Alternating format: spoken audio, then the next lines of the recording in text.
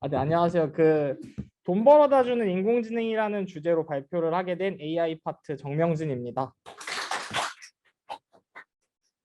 이 주제를 어떤 식으로 시작을 해야 될지에 대해서 고민이 좀 많았는데 이제 홍성님이 이거에 대한 이야기를 어쩌다 보니 먼저 해주셔서 이제 좀 뭔가 맥락이 이어지는 느낌으로 발표를 이어가 보고자 합니다. 전반적으로 저는 이제 제가 어떤 식으로 비트코인 투자랑 인공지능을 결합하려고 했는지, 또 어떤 망상을 가지고 처음에 이 프로젝트를 시작하게 됐는지, 이런 이야기들을 쭉 한 번에 가볍게 이야기해 보도록 하겠습니다. 일단 자동 사냥이라는 키워드를 한번 들어보신 적이 있으실까요? 그 모바일 게임 같은 거 하시면 뭐 자동 사냥, 자동 전투 이런 키워드가 있잖아요. 그래서 그걸 딱 눌러놓으면 이제 자동으로 이제 뭐 플레이어는 뭐 라면을 먹든 넷플릭스를 보든 상관하지 않고 자동으로 이제 캐릭터가 막 요리조리 뛰어다니면서 템도 먹고 전투도 해주는데, 이 자동 사냥 기능을 보다가 제가 이제 이런 생각을 했습니다. 뭔가 인생도 자동으로 살아주면 정말 좋겠다.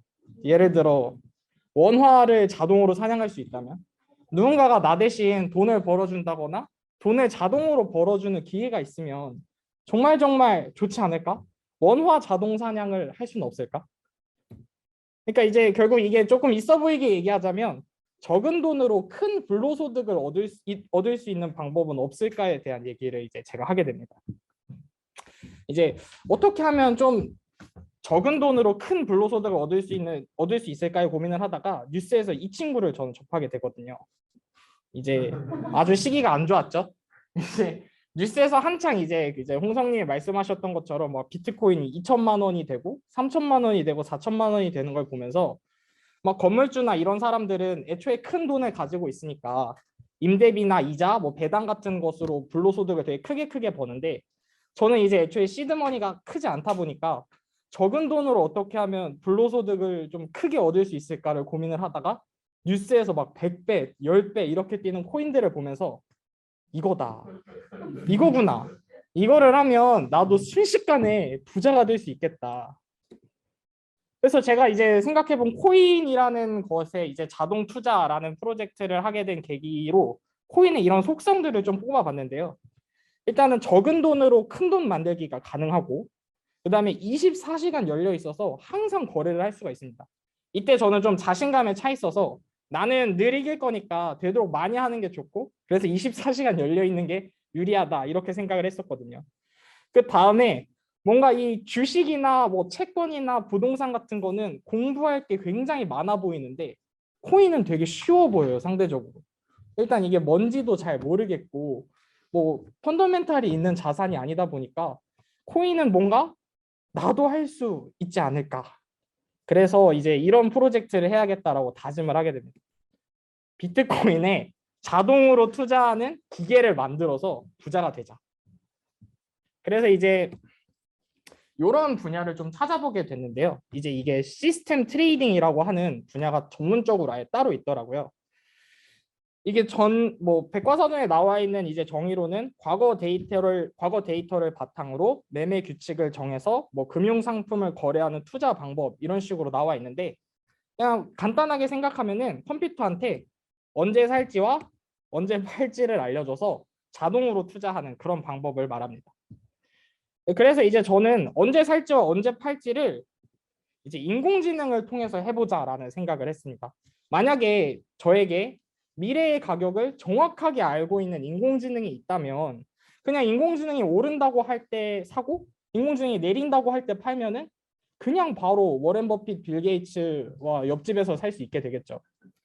그래서 이제 여기까지 이제 사고를 마친 저는 이제 당시에 머릿속에 이런 느낌이었습니다. 이거다. 뉴스에 나오는 거 순식간이구나. 와, 왜 이런 생각을 안 했지, 사람들이? 인공지능이 이렇게 핫하고, 인공지능이 무언가를 예측하는데 엄청난 기술인데, 비트코인 같은 이런 자산이 있는데, 왜 안 했지? 이제 막, 그래서 머릿속에서는 포르쉐 타고 베벌리 힐즈에서 사는 그런 상상을 하고 있었는데,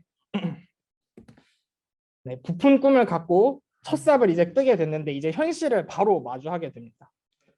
사람들이 안 하는 게 아니라 못 하는 거더라고요.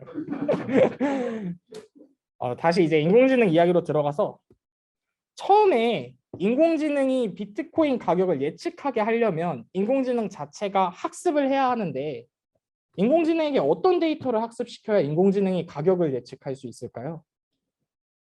여기서부터가 생각보다 이제 고민이 되는 지점입니다. 어떻게 하면 인공지능이 미래의 가격을 예측할 수 있을까요? 일단 간단하게 인공지능에게 알려줄 지표로 과거의 가격 정보가 있겠죠. 하지만 가격이라고 생각을 해봐도 종가가 있을 수도 있고 시초가가 있을 수도 있고 그날의 고가가 있을 수도 있고 저가가 있을 수도 있고 아니면 그 모든 걸 사용을 해볼 수도 있고 또 이제 주식하시는 분들은 종종 보실 지표들인데 RSI라던가 MACD라던가 스토캐스틱 지표라던가 이런 지표들을 활용하는 방법도 있겠죠. 그리고 뿐만 아니라 만약에 비트코인이 어떤 주식이나 어떤 회사와도 연관이 되어 있다고 생각을 한다면 그 회사의 실적, 매출, 주가 지표 이런 것들도 고려할 필요가 있겠죠. 그리고 만약에 비트코인의 가격이 물가나 이런 거시 경제 지표와도 연동이 된다고 생각을 한다면 소비자 물가, 생산자 물가, 금리가 어떻고 대출 금리는 어떻고 이런 요소들도 전부 가격에 영향을 미치니까 이런 것까지 전부 다 고려를 해줘야 될 겁니다. 사실 여기서부터 이제 저는 난관에 봉착을 한 거죠. 경제적인 지식이 거의 전무하니까. 그리고 만약에 내가 정말 경제를 누구보다 빠삭하게 잘 알아서 모델을 완벽하게 학습을 시킨다고 하더라도 미래를 정확하게 알 수는 없습니다. 대표적으로 이 세 가지 예시를 좀 데리고 와봤는데요. 내가 아무리 열심히 해서 인공지능을 완벽하게 만들었고 과거에 그런 테스트를 해봤을 때 정말 잘 맞는다고 하더라도 결국 인공지능이 이런 사건과 사고를 모두 예측할 수는 없습니다. 이 맨 왼쪽에 있는 사진은 이제 루나코인이라는 사진인데 홍성님이 이제 언급을 해주셨었는데 루나코인 같은 경우에는 이제 4월 달까지만 해도 한 100원대를 유지를 했었거든요. 근데 이제 어제를 기준으로 업비트에서 상장 폐지가 됐고 어제 제가 상장 폐지할 때 기념주화로 사볼까 하고 이제 가격을 보고 있었는데 100원 하던 게 지금 0.00001원까지 내려갔던 걸로 기억을 해서 거의 10,000배 넘게 추락을 하고 상장 폐지가 됐습니다. 그래서 두 번째 사진 같은 경우에는 이제 우크라이나 전쟁 같은 이슈들도 이제 모델이 전부 파악을 하고 학습을 하기가 쉽지가 않죠.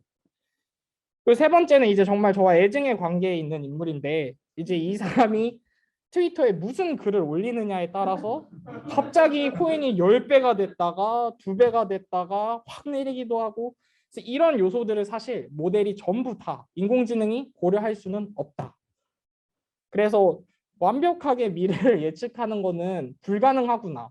최소한의 추이만 맞추는 것도 생각보다 쉽지가 않구나 라는 걸 이때 깨닫게 됐습니다. 그래서 저의 원래 첫 번째 플랜은 정말 미래를 완전 근사하게 맞추는 모델을 만들어서 이 모델만을 정말 완벽하게 믿고 이 모델에 그냥 근거하는 모델이 시키는 대로만 하는 투자를 해야겠다. 이 인공지능이 시키는 대로만 하는 투자를 해야겠다라고 생각을 했었는데 생각보다 그게 쉽지가 않다. 왜냐하면 인공지능이 미래를 완벽하게 예측하지 못하고 완벽하게 예측하지 못하면은 당연하지만 손실이 발생하기 때문에 그래서 이제 저는 이쪽에 초점을 맞추게 됩니다.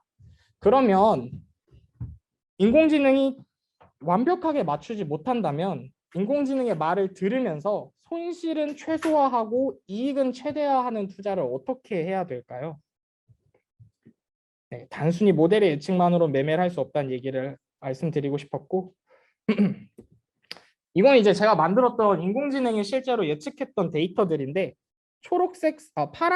파란색 선이 이제 제 인공지능이 예측한 선이고 주황색 선이 실제 가격인데 이게 얼추 맞는 듯 하면서도 계속 어긋나는 모습들이 하나둘씩 계속 보이죠. 그래서 실제로 해보면은 수수료를 제외하고 거의 남는 게 없더라고요. 그래서 결국 제가 말씀드리고 싶은 거는 리스크를 줄이면서 수익은 높이는 투자를 계속 생각을 해봐야 된다. 왜냐하면 오차가 계속 발생하니까. 그러면 이 리스크를 줄이면서 수익을 높이는 가장 쉬운 방법은 뭘까요? 이제 효율적으로 베팅을 하는 겁니다. 그러니까 이제 확실할 때 사고 불확실할 땐 적게 사는 거죠.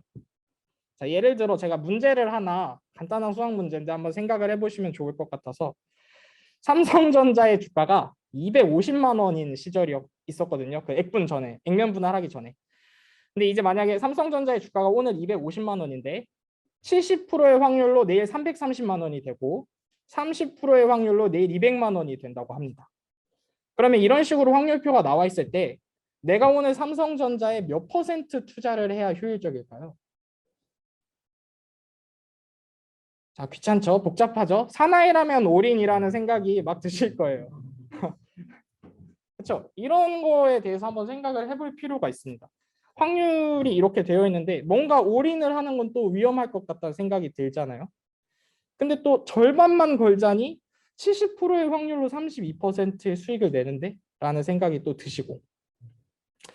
그래서 이런 상황에서 이제 어떻게 하면 베팅을 최적화할까를 100년 전부터 이제 고민을 한 사람들이 있습니다. 요걸 이제 켈리 공식이라고 하는데요. 좀 제가 간략하게 정리를 해서 들고 왔는데 이 탐욕 공식이라고 불립니다. 이건 이제 주식 시장에서 적용을 하려고 연구가 된 건 아니고 이게 이제 처음에 나온 거는 어떻게 하면 포커에서 효율적인 베팅을 할까에 대해서 좀 연구를 하시다가 이제 이 공식이 나오게 됐습니다. 그래서 켈리 공식은 되게 간단하게 생각을 해보시면 그냥 기대 순이익이랑 이길 경우의 수익을 이렇게 나눠주는 구조인데 아까 예제에서의 내용을 보면은 이길 경우의 순이익은 80만 원이 되고 기대 순이익은 이제 수익이랑 확률이랑 곱해줬을 때 40만 원이 돼서 켈리 공식에 따르면 내가 가지고 있는 자본에서 50% 정도만을 삼성전자에 투자를 하는 게 가장 효율적이다. 이런 느낌으로 베팅 비율을 최적화하는 게 가능합니다. 이게 왜 최적화되는지에 대해서 궁금하신 분들이 있으실 것 같은데 그거는 이제 좀 복잡해서 개인적으로 찾아보시면 아마 흥미로운 내용이 되실 것 같고 그래서 이제 켈리 공식을 통해서 우리가 베팅 비중을 최적화할 수 있는데 문제점이 몇 가지 있습니다. 이 켈리 공식을 실제로 적용하기에는 사실 안 되는 부분이 너무 많아요. 왜냐하면 삼성전자가 내일 330만 원이 될 확률이 70%라는 걸 알 수가 없습니다. 그걸 어떻게 알죠? 내일 삼성전자가 얼마가 될 확률이 70%다라는 걸 정확하게 예측할 수 있는 사람은 없습니다. 근데 이 켈리 공식은 정확한 확률을 기반으로 동작을 하기 때문에 사실 정확한 확률을 구할 수 없는 실제 현실에서는 사용하기에 좀 문제가 많다는 거죠. 왜냐하면 내일 삼성전자의 가격이 어떻게 될지는 정말 미지수니까. 그래서 자산시장에서 명확한 확률과 배당을 구하는 것은 불가능하기 때문에 켈리 공식은 그냥 약간 정말 어떤 벤치마크 지표로 사용되는 수준이고 실질적으로 운영을 하는데 사용이 되지는 않습니다. 그래서 지금까지의 이야기를 좀 정리를 해보면 처음에는 완벽하게 가격을 예측하는 인공지능 모델을 만들자라는 부푼 꿈을 갖고 시작을 했는데 그게 잘 안 됐고 그러면 리스크를 줄이고 수익은 올리기 위해서 켈리 공식이든 뭐가 됐든 베팅 비중을 최적화해보자라는 생각을 했는데 그것도 잘 안 됐습니다. 그럼 이제 저희에게 무슨 방법이 남았을까요? 어떻게 하면은 오차가 있는 인공지능을 가지고 투자를 최적화해서 할 수 있을까요? 간단한 방법을 제가 하나 떠올려 봤는데 그냥 올인을 신중하게 하는 겁니다. 신중하게 올인을 해서 투자를 하면 어떨까? 좀 복잡한 그림인데요. 이건 이제 제가 올인을 하는 방법을 토대로 수익률을 한번 백테스트를 해봤을 때 수익률이 어떻게 나오는지 그림을 그려드렸는데 밑에 숫자가 보이실 거예요. 마이너스 2, 뭐 1, 0, 1 뭐 이런 식으로 나와 있는데 이게 정확히 어떤 수익률 그래프냐면 인공지능이 예를 들어 마이너스 2를 예로 말씀을 드리자면 인공지능이 다음날 비트코인의 가격이 마이너스 2% 이상 상승할 거라고 예측했을 때 매수를 하고 그 다음날 바로 매도를 하는 방식입니다. 그런 식으로 운영을 했을 때 수익률이 어떻게 나오는지 이제 제가 각 숫자마다 이렇게 기록을 해드린 겁니다. 그래서 이게 보시면은 숫자가 작아질수록 변동폭이 굉장히 커지는 걸 보실 수가 있습니다. 보면 좀 이제 골짜기가 커지죠, 점점. 그래서 마이너스 2랑 2를 일단 대표적으로 예를 들어서 한번 보시면은 마이너스 2의 경우는 변동폭이 꽤 크고 수익률이 굉장히 높죠. 수익률이 이제 Y축에 표시되어 있는 지표인데 100배 가까이 상승을 했다가 50배 가까이 내려갔다가 다시 100배 넘게 올라갔다가 이렇게 왔다 갔다 하는 모습을 보실 수가 있습니다. 반대로 2% 이상 오른다고 예측했을 때만 매수를 하는 방식은 수익률은 이제 마이너스 2%일 때에 비해서 훨씬 떨어지지만 굉장히 변동폭이 적은 모습을 보여주죠. 그래서 이걸 좀 자세히 보시면 이렇게 보실 수가 있습니다. 왼쪽과 오른쪽에 이렇게 나눠져 있는데요. 이제 왼쪽에 있는 그림이 모델이 2% 이상 상승한다고 예측한 지점. 그다음에 오른쪽에 있는 그림이 모델이 마이너스 2% 이상 상승을 예측한 지점입니다. 그래서 보시면 마이너스 2%는 실상 거의 매일 매수를 한다고 봐도 과언이 아니죠. 그래서 상승장일 때는 굉장히 높은 수익률을 보여주지만 반대로 하락장일 때는 그렇게 방어를 잘하지는 못합니다. 그래서 변동폭이 큰 모습을 보여주고 반대로 왼쪽에 있는 플러스 2% 상승을 예측한 지점을 보면은 거의 이제 비트코인이 내려가는 시기에는 한 번도 매수를 하지 않는 모습을 보여주면서 상승장에서 엄청 큰 수익을 얻지는 못하지만 하락장에서는 또 잘 방어를 하는 모습을 보여주고 있죠. 그래서 저희가 결국 얘기해야 할 것은 리스크가 커질수록 수익이 커진다. 반대로 리스크가 줄면 수익도 작아질 수밖에 없다라는 말씀을 드리고 싶어서 이런 지표를 좀 준비를 해봤습니다. 그리고 그 왼쪽에 조금 재밌는 요소 중에 하나가 이제 2022년 4월부터 이제 갑자기 2% 이상 상승을 예측한 지점도 빨간불이 많이 찍혀 있는 걸 보실 수가 있는데 이게 그 전쟁 때문에 가격이 좀 출렁출렁하면서 모델이 예측을 잘 못하는 모습을 보여주더라고요.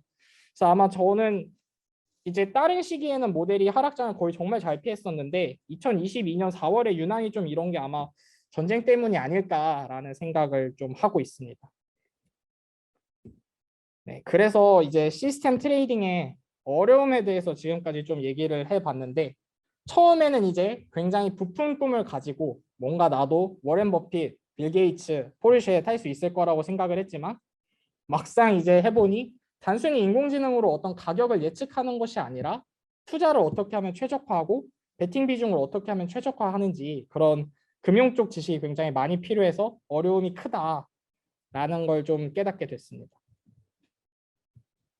아니 어려움이 있으면 장점도 있겠죠. 되게 제가 되게 좋아하는 말인데 이제 정말 그 가끔 주식을 하다 보면 나도 이걸 왜 샀는지 모르겠는 회사가 계좌에 있을 때가 있거든요.